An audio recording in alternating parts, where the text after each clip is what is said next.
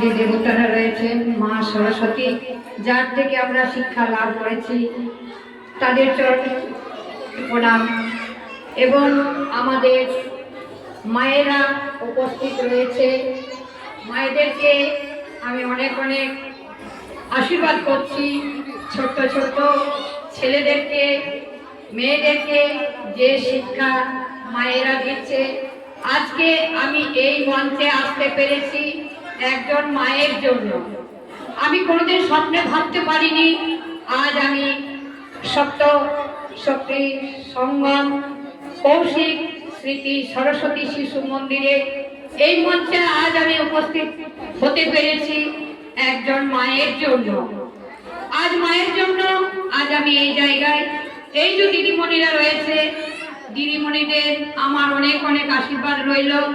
ছোট্ট ছোট্ট বাচ্চাদের এত সুন্দরভাবে শিক্ষা, সত্যি আমি আজ খুব গর্বর সহিত বলছি যে একজন মায়ের জন্য এবং দিদিমণিদের জন্য আজ আমি এই মঞ্চে আসতে পেরেছি।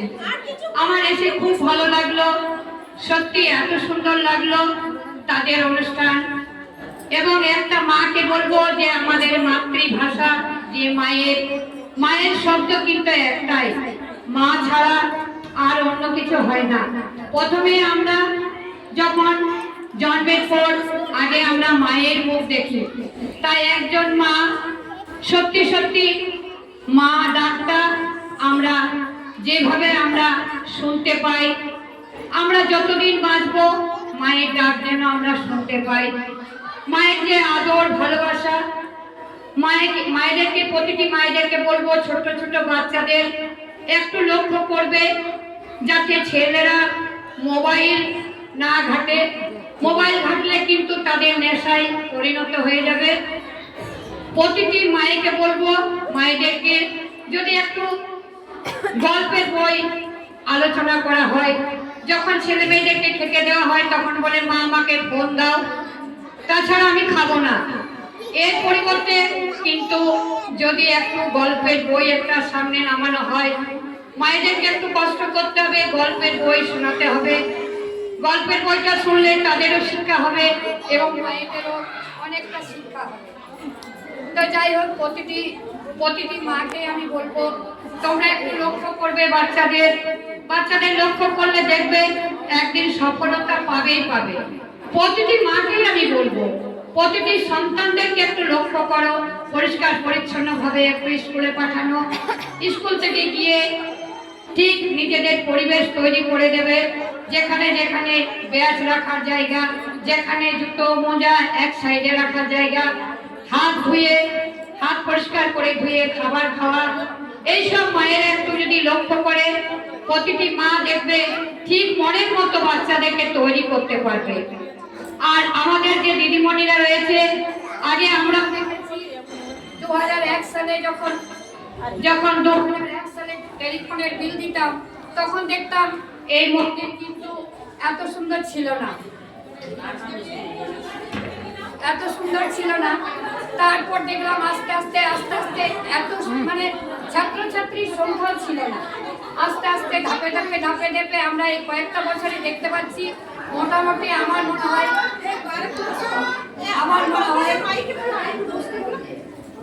আর কিছুক্ষণ একটু বসুন, আমরা শেষ করতে চলে এসেছি, আর একটু ধৈর্য ধরে বসুন। আমাদের মনে হয় এখন আমাদের আপাতত ছাত্রছাত্রীর সংখ্যা আমার মনে হয় যদিও সম্ভব, আমি সঠিক বলতে পারছি না, 850 জনের মতো, তাই তো?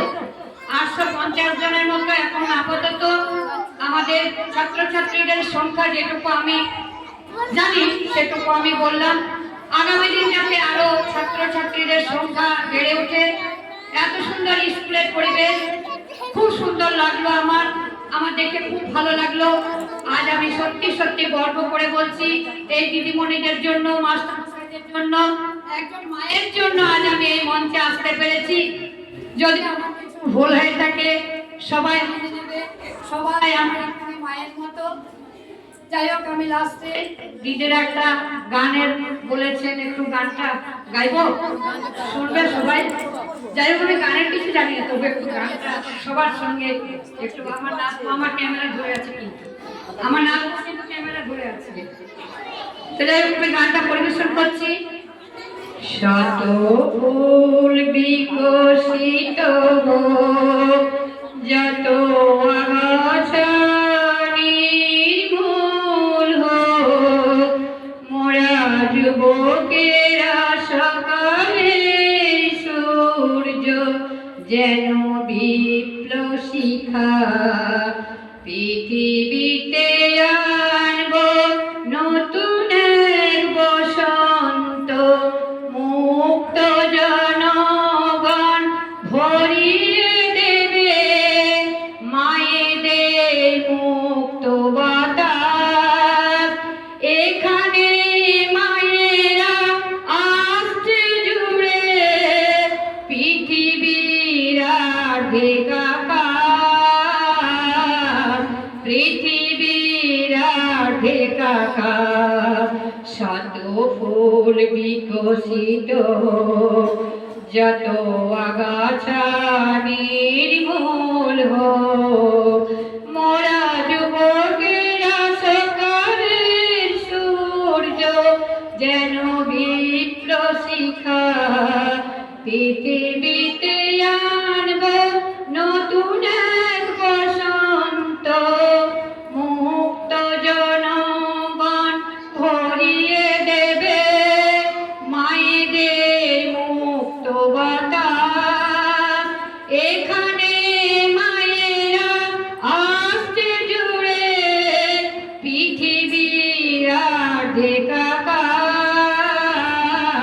পৃথিবীর আর্ধেকাকাশ, পৃথিবীর আর্ধেকাকাশ। নমস্কার। আজকের মতো দিদিমণিদের অনেক অনেক আশীর্বাদ করলাম। ধন্যবাদ দিদিভাইকে। এরপর আমরা শেষ পর্বে